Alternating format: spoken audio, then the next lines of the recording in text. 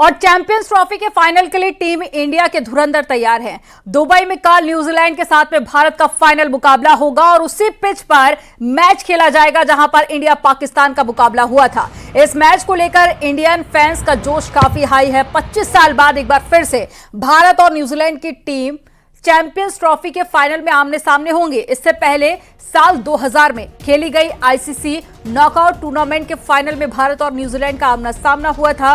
वहां न्यूजीलैंड ने भारत को 4 विकेट से हराया था। अब 25 साल बाद भारत के पास में न्यूजीलैंड से उस हार का बदला लेने का मौका होगा।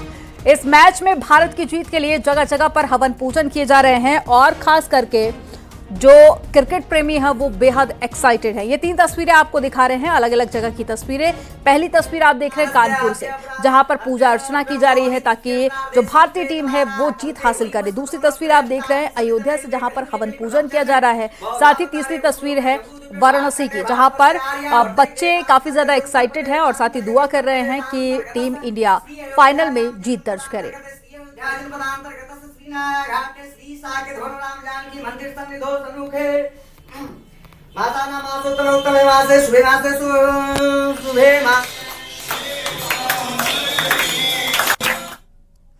और इस महामुकाबले को लेकर भारतीय क्रिकेटर अर्शदीप सिंह के कोच का क्या कहना है, आपको दिखाते हैं।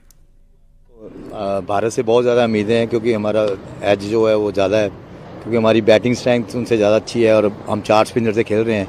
वहाँ पे एडवांटेज मिलेगा, जो वहाँ की पिचेस हैं दुबई की, तो वो हेल्पफुल है हमारे लिए। तो हमारा जो अपर हैंड है उसमें, और वैसे ही हम एक लीग मैच में न्यूजीलैंड को हारा चुके हैं, तो वो साइकोलॉजी इफेक्ट वो भी पड़ेगा। इस मैच को लेकर इंडियन फैंस का जोश आई है, क्या कहना है उनका, देखिए।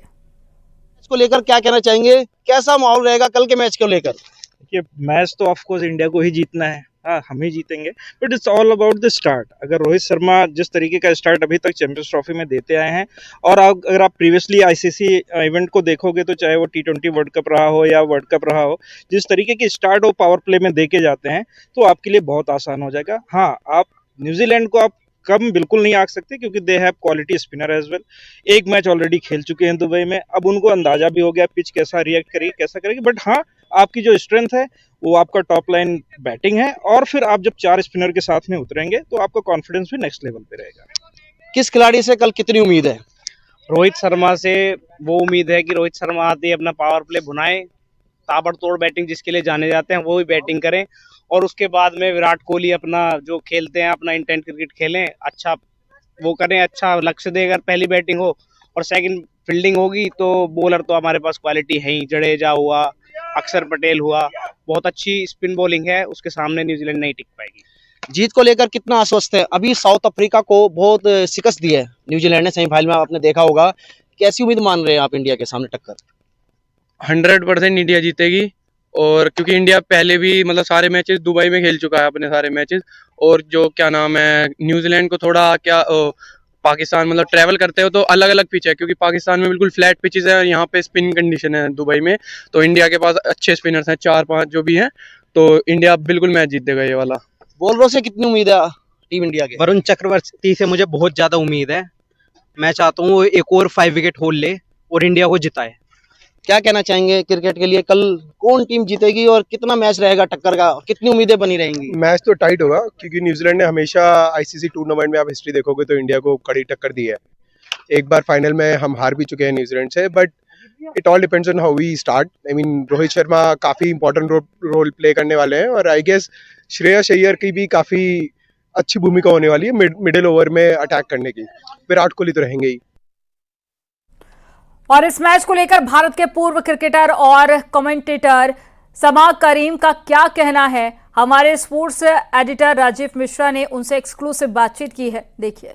दिन सुपरहिट मुकाबला, और इस सुपरहिट मुकाबले में आमने सामने होंगी इस टूर्नामेंट की 2 सबसे बेहतरीन टीमें, यानी कि भारत और न्यूजीलैंड की टीम चैंपियंस ट्रॉफी साल 2025 में आमने सामने होंगी। और इस हाई वोल्टेज मुकाबले में कौन सी टीम जीतेगी, कौन सी टीम दुबई की पिच पर भारी पड़ेगी, इन सभी मुद्दों पर बातचीत करने के लिए हमारे साथ इस समय पूर्व क्रिकेटर और सिलेक्टर रह चुके हैं सबा करीम है, जो इस टूर्नामेंट में लगातार कमेंट्री भी कर रहे हैं। सभा भाई बहुत बहुत स्वागत है आपका। और मेरा जोश देख के आपको भी लग गया होगा कि कितनी जबरदस्त तरीके की तैयारी इस समय हिंदुस्तान में चल रही है इस टूर्नामेंट को लेके, इस ट्रॉफी को जीतने को लेके। क्योंकि 2013 वो आखिरी बार था जब चैंपियंस ट्रॉफी हम सब जीते, आप तब सिलेक्टर थे और अब देखिए आप कमेंट्री बॉक्स में पहुंच गए। लेकिन जो जज्बा है, जो जोश है, वो वैसे का वैसा ही है। हाँ राजीव, मुझे तो लगता है कि पूरा जैसे कि हर बार होता है ना, सारे के सारे देशवासी जो क्रिकेट फैंस हैं वो टीम इंडिया के साथ हैं, सबकी दुआएं उन लोगों के साथ हैं। पर अंत में भारतीय टीम किस तरह से परफॉर्म करती है वो उन पर निर्भर करता है। हम लोग बाहर से बैठकर सिर्फ दुआ कर सकते हैं और विश कर सकते हैं इस भारतीय टीम को। पर ये टीम में इतना इतना ज्यादा अनुभव है, ये टीम इतनी ज्यादा प्रोफेशनल है कि मुझे कोई भी संदेह नहीं है कि बहुत ही आसानी से मुझे लगता है कि ये मुकाबला जीत लेना चाहिए इंडिया को, क्योंकि मुझे अभी भी बहुत ज्यादा क्वालिटी में डिफरेंस नजर आता है इंडिया और न्यूजीलैंड में।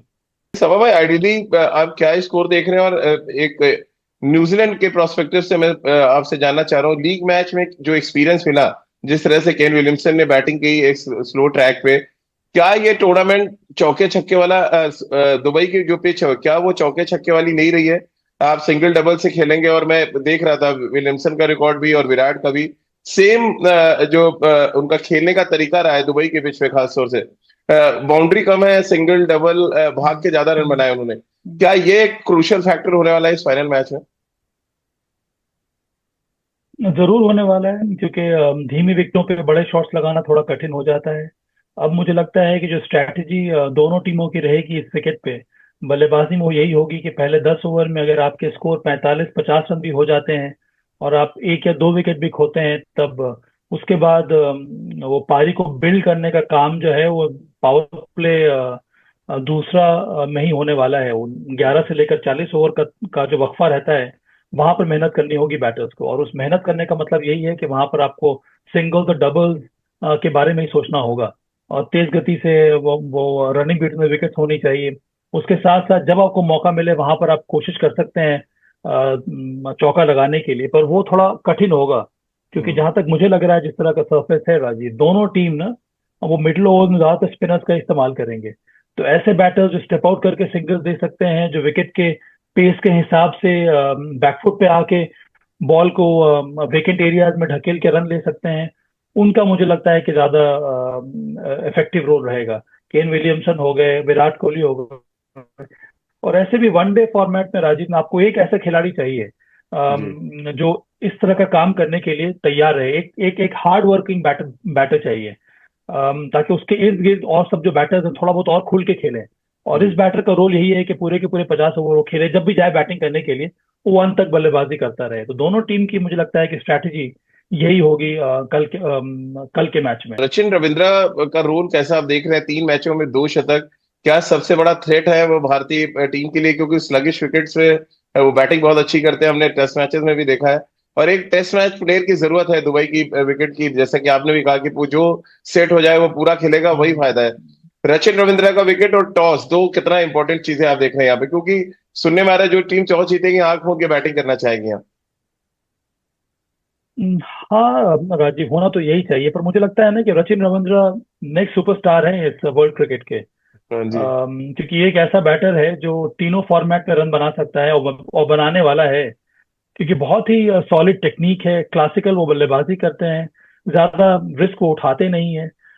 उसके साथ साथ स्पिनर्स के खिलाफ शानदार तरीके से कदमों का इस्तेमाल करते हैं, वो कट शॉट अच्छा खेल लेते हैं, स्वीप शॉट खेल लेते हैं।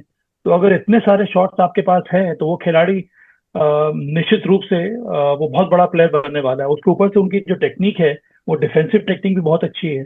तो ये सारी चीजें से साफ नजर आता है कि ये जो प्लेयर है उसको आईसीसी टूर्नामेंट ऐसे भी बहुत ज्यादा पसंद है। जितने शतक उन्होंने लगाए हैं सिर्फ आईसीसी टूर्नामेंट में ही लगाए हैं। अब रही टॉस की बात, अब मुझे पता नहीं क्यों ऐसा लग रहा है राजीव के हो सकता है कि इंडिया प्रेफर करे टॉस जीत कर पहले गेंदबाजी करना। अच्छा। क्योंकि भारत के लिए ना सबसे बड़ी चुनौती स्लगिश विकेट पे ये रहता है कि पार स्कोर कितना होना चाहिए। अब पिछले मैच जो हुआ था न्यूजीलैंड के खिलाफ लीग स्टेज में, वहां पर भी भारत ने अंत में से 240 रन ही बनाए थे, पर इनिशियल स्टेजेस में 3 विकेट भारत के बहुत जल्दी गिर गए थे। वो तो श्रेयस अय्यर और अक्षर पटेल की साझेदारी की वजह से भारत वहां तक पहुंचा था। और वरुण चक्रवर्ती ने बहुत अच्छी गेंदबाजी कर ली और न्यूजीलैंड के बैटर्स को बात समझ में आई नहीं, पर वो एक ऐसा स्कोर था जो चेजेबल था। और मुझे ऐसा लगता है कि यहाँ पे विकेट थोड़ा बहुत थ्रोअर साइड पे है ना, वहां पर ये उचित रहेगा कि भारत टॉस जीतने के बाद पहले वो गेंदबाजी कर ले और सेकेंड हाफ में चेस करे, क्योंकि होता ये है कि दुबई में ना अंडर लाइट्स थोड़ा बहुत विकेट जो है वो अच्छा खेलने लगता है और इसका फायदा मिलता है चेजिंग टीम को। मैच क्या है, स्पिनर वर्सेस स्पिनर आप देख रहे हैं, विराट वर्सेस विलियमसन देख रहे हैं, या सचिन रविंद्र वर्सेस शुभमन गिल देख रहे हैं? नहीं, मैं तो कई सारे दिलचस्प बैटल देख रहा हूँ। मैं देख रहा हूँ Virat Kohli versus Mitchell Santner, मैं देख रहा हूँ Kane Williamson versus Varun Chakravarthy, ये हुई समावाई वाली बात। मैं देख रहा हूँ रचिन रविंद्र वर्सेस वरुण चक्रवर्ती, मैं देख रहा हूँ ग्लेन फिलिप्स वर्सेस सभी स्पिनर्स। वो अंतिम के 10 ओवर में भारत किस तरह से बॉलिंग करता है ग्लेन फिलिप्स को, बहुत दिलचस्प मुकाबला होने वाला है। तो चलिए चलते रहते, एक आखिरी हमेशा जैसे क्या भविष्यवाणी हम सभा भाई से करवाते हैं। सभा भाई, अब ट्रॉफी न्यूजीलैंड जाते देख रहे हैं या हिंदुस्तान आते देख रहे हैं? अरे क्या बात कर रहे हो राजीव, अपने तरफ 2013 के बाद यार फिर से मौका मिला है। 2017 में हम लोगों ने अननेसेसरी गवा दिया था, पता नहीं किस कारण से। वहां पर टॉस जीतने के बाद हम लोगों ने पहले फील्डिंग ले ली जी, वो बहुत ही अजीब सा निर्णय था वो, वहां पर हम फिर चेस कर नहीं पाए। तो ये बहुत ही अच्छा मौका है हमारे पास, हमारी टीम इतने अच्छे फॉर्म में है, बहुत ही वेल राउंडेड साइड है यहाँ। तो ये जो ट्रेंड शुरू हुआ है ना ICC इवेंट जीतने का, उसमें ब्रेक नहीं लगनी चाहिए। T20 वर्ल्ड कप जीते हैं हम लोग, इसके बाद ये चैंपियंस ट्रॉफी का जीतने का मौका आ गया है। बिल्कुल, और चैंपियंस ट्रॉफी जीतने का मौका आ गया, और यहाँ से जो ICC ट्रॉफीज में सूखा पड़ा हुआ था बड़े दिनों तक, लग रहा है वो बैक टू बैक खत्म हो रहा है। सभा भाई बहुत बहुत शुक्रिया, और हम सब ये उम्मीद कर रहे हैं कि जो भविष्यवाणी आपने की है वो सच साबित हो। और 2013 में हमने आपके साथ जीत का जश्न मनाया था, तब आप सिलेक्टर थे, अब आप कमेंटेटर हैं, और उम्मीद यही कर रहे हैं कि ये जो चल रही है एक सिलसिला चल रहा है वो ऐसे ही चलता रहे, और हम सब ऐसे ही जीत का जश्न मनाते रहे और भारतीय क्रिकेट आगे की तरफ बढ़ती रहे।